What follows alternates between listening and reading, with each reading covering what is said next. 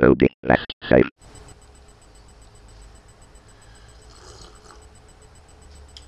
Internet. What's up? Doc Watson, ByteSizeGaming.com. Welcome to another episode of Load Last Save, where we review games that haven't come out yet with the stuff we already have on our plate. Need for Speed. Now, me and Need for Speed go way back. I remember playing Need for Speed 2. That was in frickin' 97, and I am still convinced that to this day, being able to drive a fruit cart in a race is one of the best cheats ever. Now, in recent years, EA have passed on responsibility of the Need for Speed franchise to Criterion Games, and they're famous for making Burnout Paradise, all the Burnout games beforehand, and the total barrel of monkeys that was the Need for Speed Hot Pursuit reboot. So the real question is, can Criterion hit it out of the park again with Need for Speed Most Wanted 2012? Seeing as Criterion has got the Need for Speed Hot Pursuit reboot and a whole barrage of stupidly fun Burnout games under its belt, I'm gonna go out on a limb and say Most Wanted 2012 is going to be bitchin'.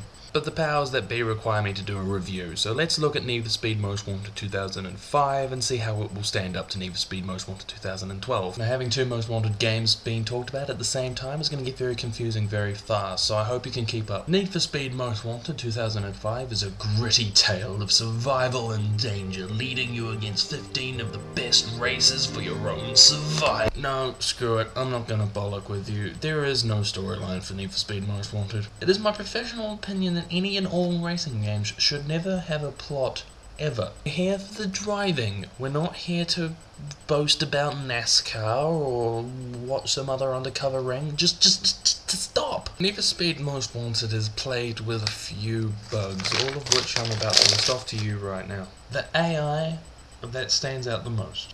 I don't know how to put this nicely, but they're all fucking retarded. You'll be in an intense hot pursuit action with two cop cars chasing you down, flying through the motorway, come hurtling around the intersection trying to lose the bastard. Right in the middle of a four-way intersection, two cop cars stop, watching you fly off into the sunset and go, "We've lost contact!" I think this police station is one too many, Chief Wiggums. And the fact that the AI is just insanely stupid across the board, from the racers to the police to the pedestrians, things can get a little bit silly at times. Padding.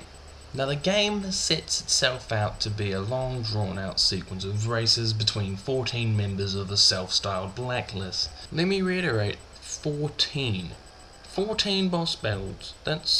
That's a lot for a racing game. And each of these bosses has about 4 to 6 races in between that are the same kind of affair that you would be doing over and over again. And if you couple that with the retarded AI, some of the bosses you face will actually be easier than the races you did to get to them. But what Most Wanted has going for it is a sense of unpredictability. There will be times when it starts raining and the tarmac will get a little bit slippery and hard to maneuver on. There will be times when the sun hits you straight in the face and you can't see anything. There hasn't been a Need for Speed game before or since that have quite captured the unpredictability that Most Wanted had. I'm not sure if that's a blessing or a curse, but make of it what you will. And it has enough variety in the scenery, and you will further unlock more places that you can go, and that just expands the fun. Now, I'm gonna be honest, there have been better Need for Speed games. Need for Speed Most Wanted is in the really uncomfortable position of being placed chronologically before Need for Speed Carbon, and Need for Speed Carbon is debatably one of the best Need for Speed games that EA has ever made, ever. And while Carbon is the better game, and I would probably spend longer playing Carbon, I had far more fun with Most Wanted, and I would play that even if it was for a shorter amount of time. Let's talk about Need for Speed Most Wanted, the new one.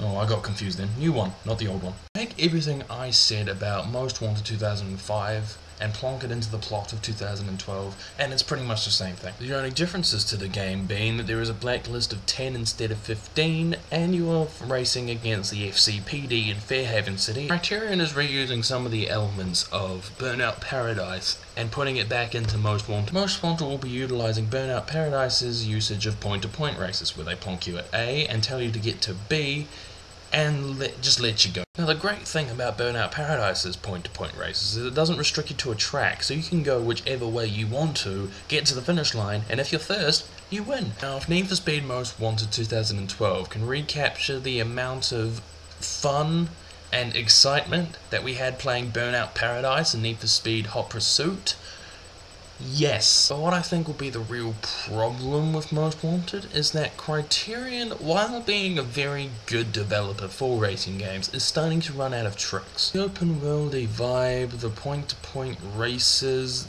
this just screams Burnout Paradise to me. I mean, don't get me wrong, the driving model for Need for Speed is still going to be there, and it's not going to be as arcadey as some of Criterion's other ventures. My only fear is that Criterion is starting to beat a dead horse. When the novelty eventually wears off, like it did for Burnout Paradise, things are going to go downhill really quickly. I'm going to liken Most Wanted 2012 more to Most Wanted 2005 because if it can recapture the fun that we had with the first Most Wanted, I'm all for it. First 3 months that the new Most Wanted is going to be out, everyone's going to be having ridiculous and lethal amounts of fun with it.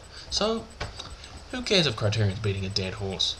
You go beat that dead horse, Criterion. If you haven't played Most Wanted 2005, pick up a cheap copy from your local GameSpot or your local gaming store for the PS2, put it in and give it a run. If you can look past the retarded AI, the unnecessary padding and the lack of customization options on a few things, you're gonna have a good time. Anything I said about Most Wanted 2005 turns you off the game at all, you may want to wait till Most Wanted 2012, because that is going to be amazing. I trust Criterion with Most Wanted 2012. It's going to be just...